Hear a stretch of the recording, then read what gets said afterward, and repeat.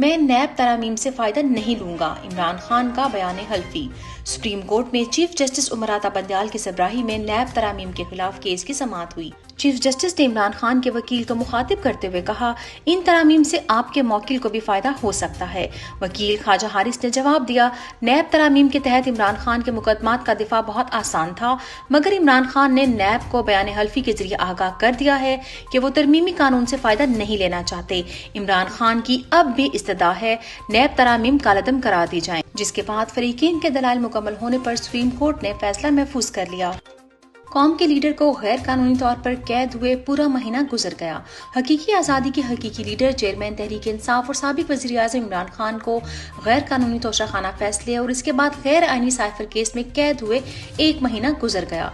पूरा महीना कभी जज बीमार, कभी मुखालिफ वकील बीमार, कभी जज की बीवी बीमार, मगर इमरान खान सख्त तरीन जेल में बुनियादी सहूलियात से महरूम रहकर भी एक बार भी बीमार ना पड़े और ना ही कोई शिकायत की। इमरान खान ने कैद करने वालों को साबित कर दिखाया कि वो उनकी छोटी जेलों से डरते नहीं हैं। अपनी कौम की हकीकी आजादी के लिए जद्दोजहद हर कीमत पर जारी रखेंगे। अदालत का 2 बार परवेज इलाही को रिहा करने का हुक्म, पुलिस का दोनों बार तौहीन अदालत। साबिक वज़ीर आला पंजाब परवेज इलाही एक मरतबा फिर से अगवा, एक मरतबा फिर से अदालत के अहकामात को पैरों तले रोन दिया गया। आईनो कानून की धज्जियां उड़ा दी गईं। आज हमारा पाकिस्तान ला कानूनियत का गढ़ बन चुका है और इस सरे जमीन बे आइन में इंसाफ कहीं से भी मुयसर नहीं। परवेज इलाही को थाना CTD ले जाया जा रहा है। रियासत ने बता दिया है कि हम हैं इस मुल्क का कानून, आइन, जज, अदलिया, इंसाफ, पार्लियामान, सियासतदान और इस रियासत के माए बाप। हम रियासत से भी बड़े और ताकतवर हैं। इमरान खान की अपनी अहलिया बुशरा बेगम से मुलाकात। चेयरमैन तहरीक इंसाफ इमरान खान की अपनी अहलिया बुशरा बेगम से आज अटक जेल में मुलाकात हुई। मुलाकात 1 घंटे तक जारी रही। अहलिया ने चेयरमैन इमरान खान को किताबें और जरूरत की दूसरी चीजें पहुंचाई। कबल अजीम बुशरा बीबी अटक जेल पहुंची तो पुलिस ने उन्हें चेक पोस्ट पर रोक लिया। बुशरा बीबी के साथ वुकला की टीम भी मौजूद थी। साबिक वज़ीर आला गिलगित बिल्तिस्तान पर हमला। पाकिस्तान तहरीक इंसाफ के रहनुमा गिलगित बिल्तिस्तान के साबिक वज़ीर आला खालिद खुर्शीद पर कल रात कातलाना हमला हुआ, जिसमें वो बच निकले। पाकिस्तान तहरीक इंसाफ की जानिब से हमले की शदीद अल्फाज में मुजम्मत।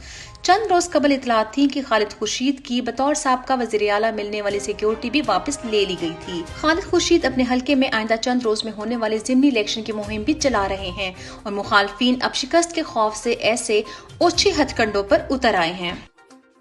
परवेज इलाही की रिहाई के बाद अगवा केस की समाअत। इस्लामाबाद हाई कोर्ट में मरकजी सदर तहरीक इंसाफ चौधरी परवेज इलाही की MPO 3 के तहत नजरबंदी के खिलाफ समाअत हुई, जहां अदालत ने MPO 3 का ऑर्डर मुअत्तल करते हुए फौरी परवेज इलाही को रिहा करने का हुक्म दे दिया।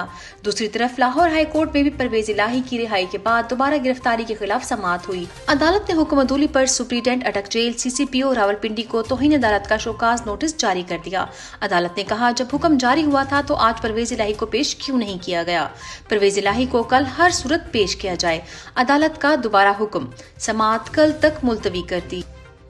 खवातीन कैदियों की रिहाई का खौफ, मुकदमात में नई दफात शामिल करके जमानत में ताखीर। लाहौर हाई कोर्ट में जस्टिस आलिया नीलम की सरबराही में 2 रुकनी बेंच ने दरखास्तों पर समाअत की। अदालत ने डॉक्टर यास्मीन राशिद समेत दीगर की दरखास्त पर बाद गिरफ्तारी जमानत खारिज कर दी। प्रोसिक्यूटर ने कहा, मुकदमात में नई दफात शामिल हो चुकी हैं। नई दफात के तहत मुलजमान से तफ्तीश करनी है, जिस पर जस्टिस आलिया नीलम ने कहा, पहले शाम तफ्तीश हो फिर ट्रायल कोर्ट जमानतें फाइल करे। वुकला की मरकजी ऑर्गेनाइजेशन पाकिस्तान बार कौंसिल ने 9 सितंबर को मुल्क भर में वुकला की हड़ताल का ऐलान कर दिया है। सदर पाकिस्तान को किसी से मशवरा करने की जरूरत नहीं। सदर मुमलिकत फौरी तौर पर अपनी आईनी जिम्मेदारी पूरी करते हुए 90 यौम में इंतखाबात की तारीख का ऐलान करें और इलेक्शन हर सूरत में 90 दिन में करवाए जाएं। वुकला के खिलाफ कार्रवाइयों की शदीद मजम्मत और लायर्स प्रोटेक्शन एक्ट पर मुकम्मल अमल दरामद का मुतालबा। महंगाई और बिजली के बिलों में इजाफे की मजम्मत। इस बार सर्दियों में भी बिजली के बिल बढ़ेंगे। PDM की मचाई तबाही के असरात दिन ब दिन खुलते जा रहे हैं। मुल्क की तारीख में पहली बार सर्दियों में भी बिजली के बिल बढ़ेंगे। रवा माली साल अवाम से 734 अरब निकलवाए जाएंगे। अक्टूबर से दिसंबर तक फी यूनिट कीमत 49 रुपए 55 पैसे होगी। सितंबर में 8, अक्टूबर, नवंबर, दिसंबर में 9 रुपए फी यूनिट टैक्स लगेगा। फ्यूल एडजस्टमेंट अलग से लगेगी, जिससे कीमत मजीद बढ़ेगी। PIA तबाही का शिकार, मुलाजमीन को तनख्वाहें ना मिल सकी। PDM हुकूमत ने 1.5 साल में हर इदारा तबाह किया, जिसके नताइज अब आ रहे हैं।